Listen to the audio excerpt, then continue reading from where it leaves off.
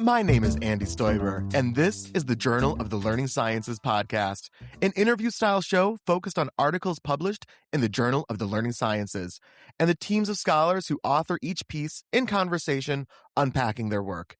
It is my pleasure, then, to introduce Professors Priyanka Parekh, Joseph Polman, and R. Benjamin Shapiro to discuss their article, Reconfiguring Science Through Caring Human Inquiry and Design with Pets, the journal's Paper of the Year Award for 2023. Their fourth collaborator, Sean Kane, is mentioned in the conversation but was not available for the recording. Oh, and given the rich, robust conversation that unraveled, this discussion is broken into 2 episodes. In this first episode, we pull the curtain back on the research to publication process, trace the multi-year journey it took from the idea conception to published paper, and the many hurdles faced in between, exploring how each author contributed along the way. In part 2, we consider the impact of the scholarship, the key takeaways, and its implications for researchers, educators, learners, and science education writ large. You don't want to miss this conversation. We're going to jump right in. We have 3 of the authors of this paper here with us today, and I would like to hear just a little bit more about each of you, starting with our first author, Priyanka Parekh. Hello, my name is Priyanka Parekh. I'm an assistant research professor at Northern Arizona University Center for STEM Teaching and Learning. So what brings me to learning sciences is really advocacy. I see myself as an advocate for children and learners all over the world. So that's essentially the glue that binds me to the learning sciences. Another thing that I really appreciate about the learning sciences is this term that we use very often called expansive framing. And I realized that how much of the human experience it helps us highlight in all kinds of learning domains. Fantastic. I want to ask one question there. I love, being an advocate for children and around learning. Curious how you think about that within the learning sciences, or why maybe the learning sciences became the place you're most attracted to be an advocate compared to maybe other areas of education or other academic disciplines. So, most importantly, another learning sciences tells us that learning should not ever be seen just as a series of outcomes, a mix of outcomes, which is very appealing to me because that's what it truly is. We need to emphasize the process, who we are becoming as learners, how we are shaping the context actively as it is shaping us. So I feel like that's a fertile ground for advocacy because it helps us highlight all of these different dimensions of personhood as it relates to learning. Fantastic. I'm snapping silently at home. Joe or Ben, yeah. Hi, folks. I'm Joe Polman. I am a professor at University of Colorado Boulder. My initial way of responding to this question was slightly different from Priyanka's, which is telling. Is I often think of who introduced me to the field, and I got into the field back in 1992 when the learning sciences was starting at Northwestern through Roy P. and Luis Gomez. And I've been involved ever since.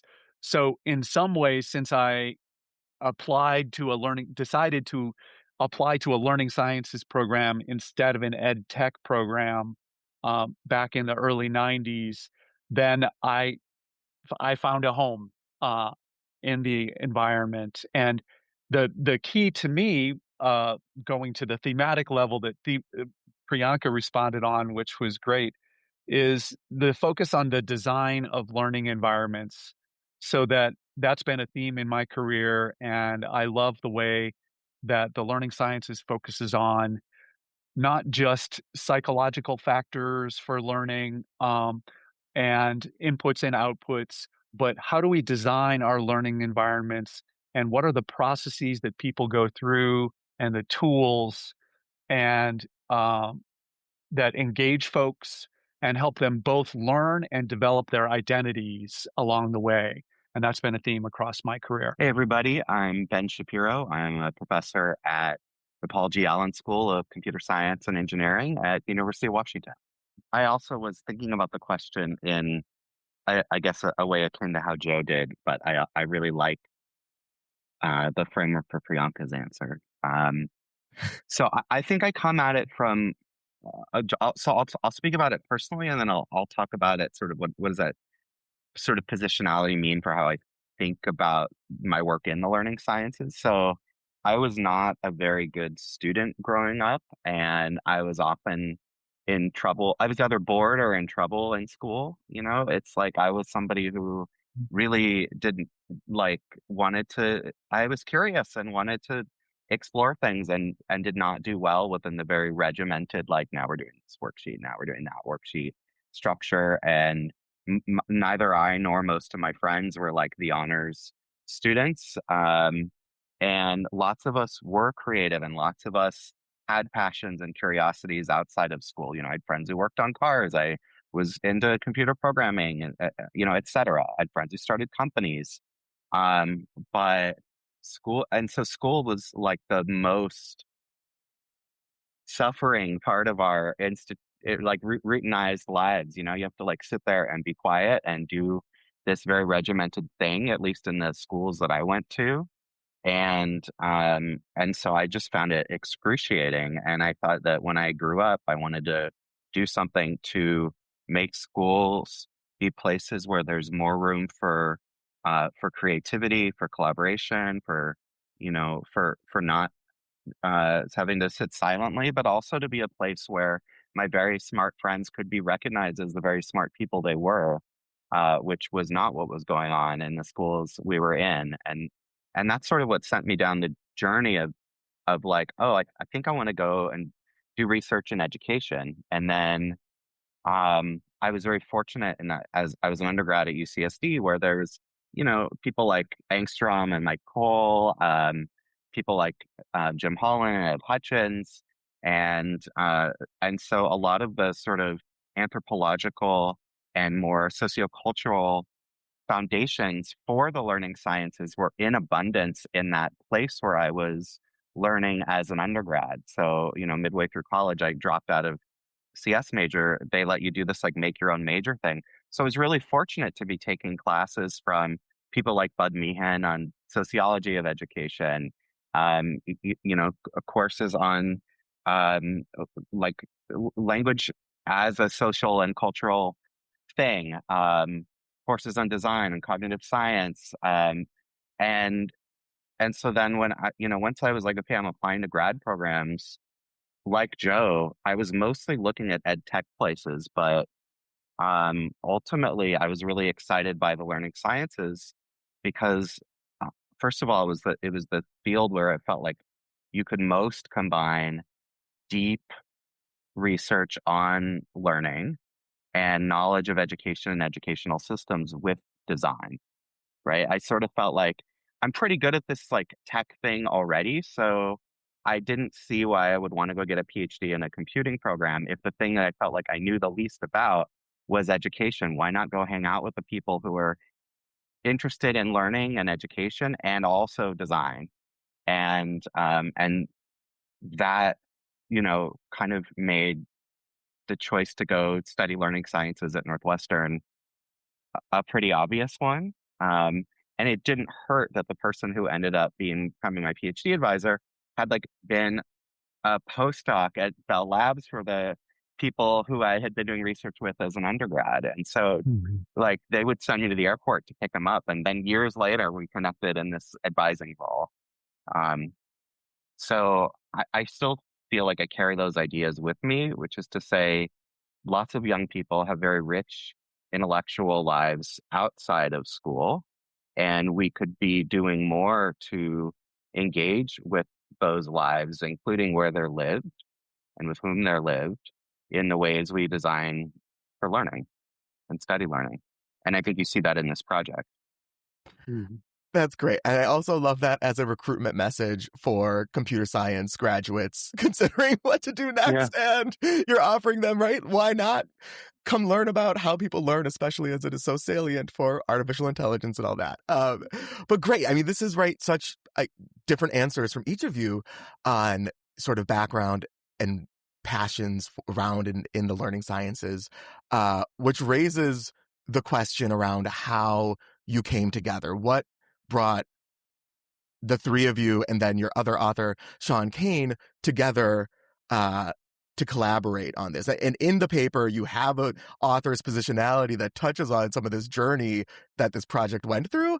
And I appreciate that transparency. And I think the audience of this podcast does in general. But hearing firsthand, what was the journey from maybe even grant proposal to article of the year winning publication in the Journal of the Learning Sciences? So taking it way back to the beginning, Joe is someone whose work I had known and appreciated, but I don't think we had ever met until my job interview at Colorado, where he was kind enough to like get himself on the interview schedule, and we had a really nice chat. And also during that visit, Mike Eisenberg and I had brunch, and we started brainstorming about research we could do together. And we talked about essentially the big picture vision for this project over omelets, I think it was. And so once I got to Colorado, I took a stab at writing a first draft of the grant proposal that ultimately funded this work. Mike pitched in on that proposal as well. Sent it to NSF. It got strong but not perfect reviews, and one of the main pieces of feedback from the reviewers and the program officer, which we found a little offensive, but fine, like you do what you got to do to get the money, was like, you need someone with STEM education experience, STEM education research experience on your team. And I'm like, well, what do you think Mike Eisenberg and I are bringing to the table? But okay, sure. Hey, Joe, I know you love your corgis. Like, you interested in this? And so we started writing together at a coffee shop, like revising this proposal. And Joe, do you want to take it from there? Yeah, sure. So they already had the idea in the first version of the proposal of doing scientific inquiry through these wearable intersubjective sensation devices. So ways of allowing folks to understand the sensations and perceptions of other creatures, like our pets. And so we just continued along those lines, integrated a little bit more in the lit review of the grant proposal on the relevant STEM education research. And that version from 2017, January 2017, was the one that got funded by the Cyber Learning Program, which is part of the NSF IIS directorate. Yeah. I think some of the key themes that are in the paper that ended up in JLS were in that proposal, both the sort of intersubjective sensation devices that Joe mentioned, but also a very strong emphasis on empathy development and perspective taking were also in there. And there was a pretty broad lit review. I mean, I remember when we were writing it, reading work on programs in prisons where incarcerated people like were raising pets, or not pets, sometimes pets, sometimes service animals, and that as as both a sort of learning experience for them, but also a therapeutic one. And there, been some work that we found on social emotional development in that context, as well as in like classrooms that have class pets. Like when I was in kindergarten, our kindergarten had a tortoise. At one point, one of my middle school classes had an iguana. I think this is less common these days, but there is a small body of research on animals in the classroom, and so we really took a very broad view of what could we be learning from when framing this work. Right. So then, to continue the journey a little bit, we started the team started developing these wearables, and to enable people to using augmented reality tools, very simple ones, to understand how their pets, dogs and cats, see, so simulate vision, and that was called doggy vision and kitty vision, that Ben and Annie Kelly, who joined the team, um, worked on that, and then we we did some initial workshops, and I took the lead on an initial journal article that was entitled "Cyborg Meets Companion Species: Mhm. Recon- Reconfiguring Science Education with Wearables Enabling Humans to Experience Sensory Perception Like Pets." Okay, so that title was way too long. And it was focused around these ideas of developing empathy through perspective taking, using these AR tools in this kind of uh, a context. And we've done some pilot family workshops, Yeah. and uh, that paper was roundly rejected. And part of our story that we love to tell. Cruelly rejected, actually. There, Joe and I were both like, these are the meanest reviews we've ever gotten. Yeah, and the quote that we always share is that the one of the reviewers said, "This is an inspiring research study that is so meaningful, novel, and innovative." And I say that first because the article does not do it justice. It reads as fast and furious, and most importantly, unmoored. Uh. So our first version of the article was unmoored. And so the story Just straight continues. reject. No Oh, it revisions looks like you have a wanted. question, Was Andy. that in JLS? Was that a JLS No, reject? Okay. No. we're not gonna name the article, the journal Yeah. that went to, but it was mostly a conceptual paper with anecdotes at that point because we hadn't done a full-blown workshop. Um, and that's part of the journey. It's a 7-year journey from when the project was conceptualized to the paper came out. It's a 4-year journey from the first journal paper draft to the final publication. And so what then happened was Mike Eisenberg had gotten sick, and as we relate in the article, he had cancer and he died. And so we had to reconfigure the team, and we brought Sean Kane onto the team, who's in computer science. And so the same department that Ben was in, and he's now at Google. And um, then Annie Kelly, who had been the lead graduate research assistant, graduated. So we had to regroup, and we brought in Priyanka Parekh. So that's where Priyanka enters the picture. We had actually, before Annie graduated, we ran a full-blown workshop during COVID, Remember and the thing with the cardboard and the whiskers? yeah, we we did at least 2 or 3 workshops.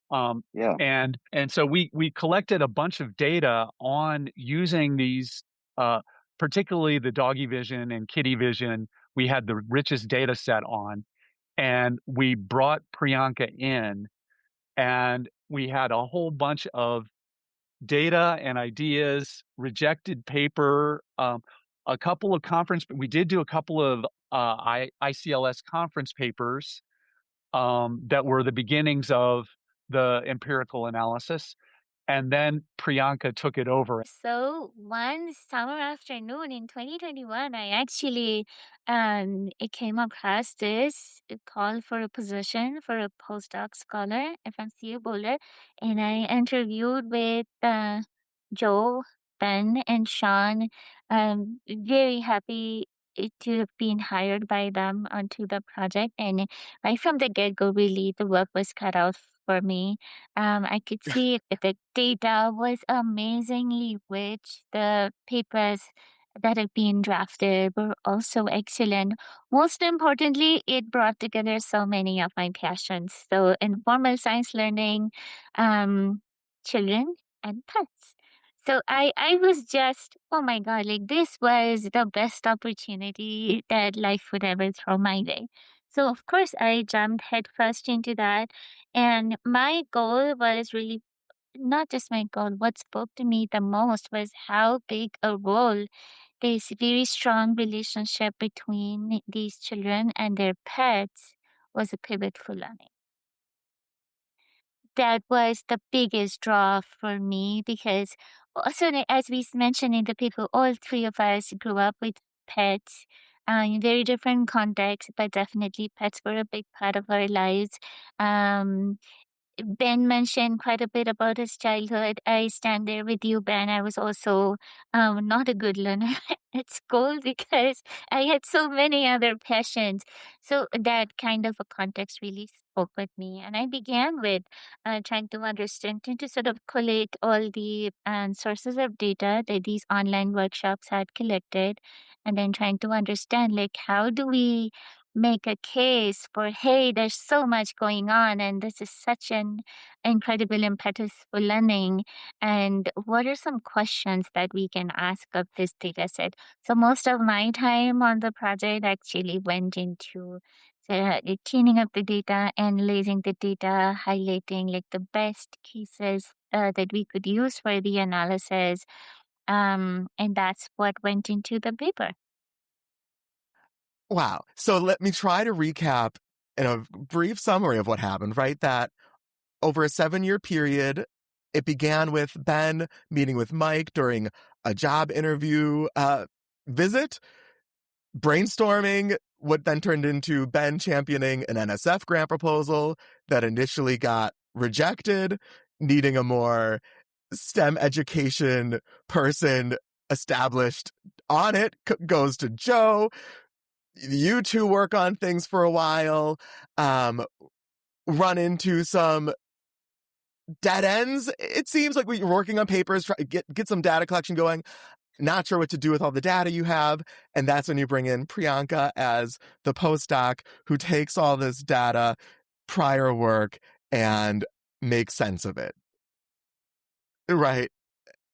Yeah, I think I would yes, and I would Yes, sir. say um I think we had been playing with these ideas for a long time, but had found it difficult to tell to present them in a way that reviewers resonated with, that felt like a coherent argument to them. And I think Priyanka was the one who cracked that nut, and made it work. I mean, there's the Unmoored review, and then I think there was a second one.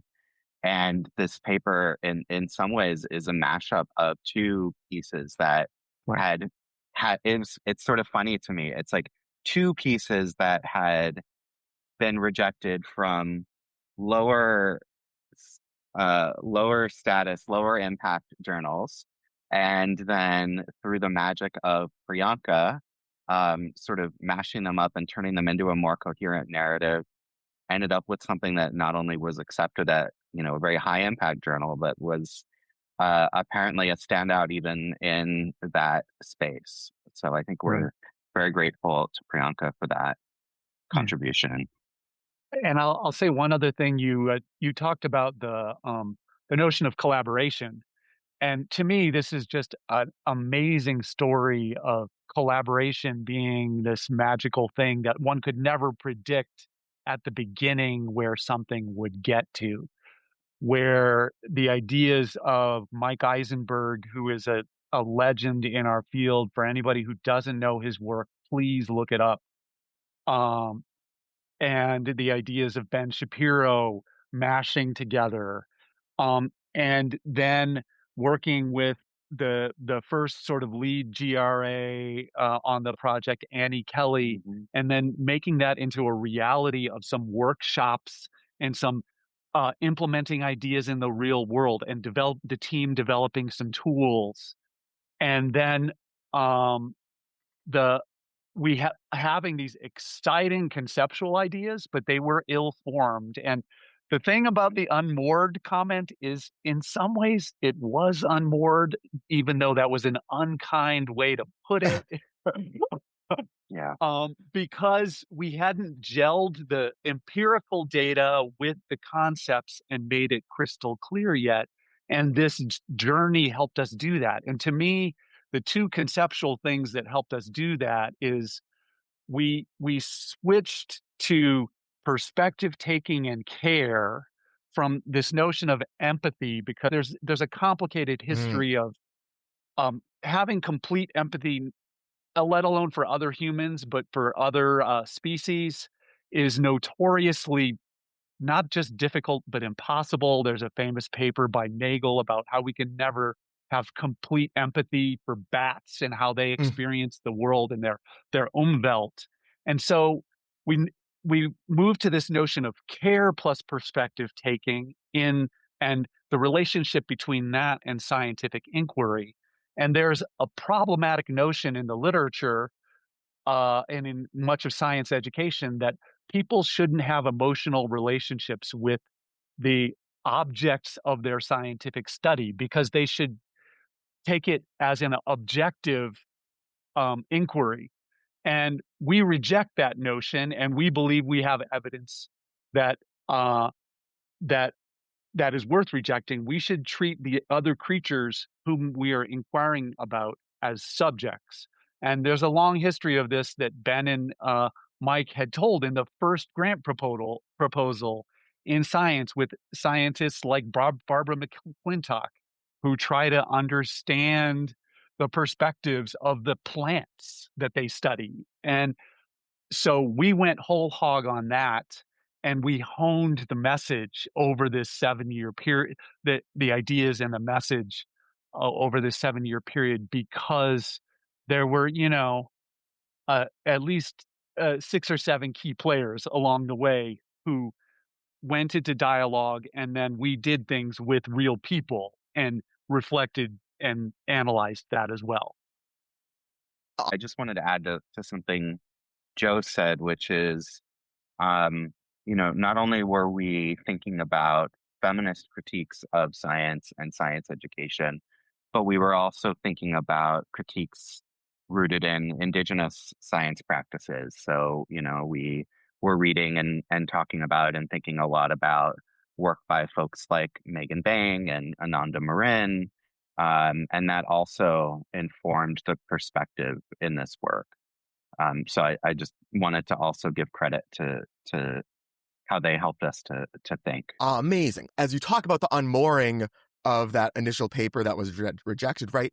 I'm wondering, was there an anchor that you found? Was there a simple, this theory, and looking at the paper, was there the potential of like the nature culture piece? I'm wondering, did Priyanka bring that in and say, this is the theory that is the anchor that moors us, or how that came about? Yeah, so the goal for us was really to mesh all of these different ideas that we had together and understand, like, having read these awful reviews of the previous work, to see like which of these ideas could we use to speak to what the argument that we are trying to make, really.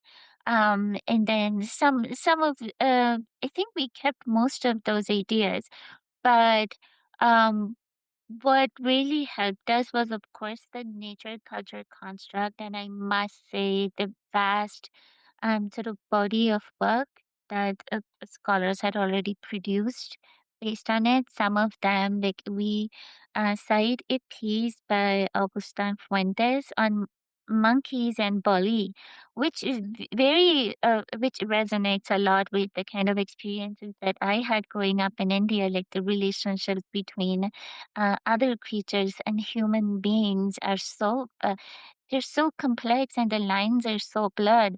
So those were literally the anchor pieces that helped us make the case, because those examples were so rich.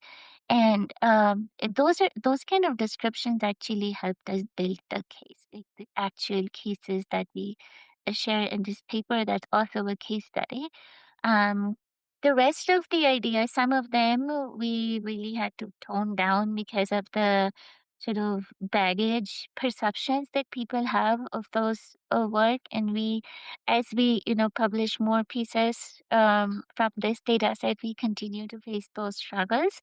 But a lot of things came together, but most importantly, I would say perspective taking, as Joe rightly explained, was a really big piece. Like, perspective taking within a very complex nature culture is very difficult. So these intersubjective devices really facilitated that understanding. But what we end up discussing after we share the analysis of our data is perspective shaping. And that according to us, that's one of the biggest contributions of this paper. Like, we designed these tools and we organized this workshop, and perspective taking was a really big component of that, served as a trigger for the learning that happened along with the relationship and the care. But the extent to which these perspectives were shaped among these young people who participated in our workshop, it really varied. So that's kind of the big takeaway that we wanted people to have. And that's where we'll end part one of my conversation with Professors Priyanka Parekh, R. Benjamin Shapiro, and Joseph Polman, authors alongside Sean Kane of JLS's 2023 Paper of the Year, Reconfiguring Science Through Caring Human Inquiry and Design with Pets. Be sure to tune in for part two, where our authors dive deeper into their work and its wide-ranging implications for the field. Thanks for listening to the Journal of the Learning Sciences podcast. I'm your host and the show's producer, Andy Stoiber. If you enjoyed the podcast, please like, subscribe, and comment. If you have an idea for a show, please email us at journalofthelearningsciences@gmail.com. Oh, and a quick note. The views expressed in this podcast are those of the guests and me, your host, and don't represent the official positions of ISLS.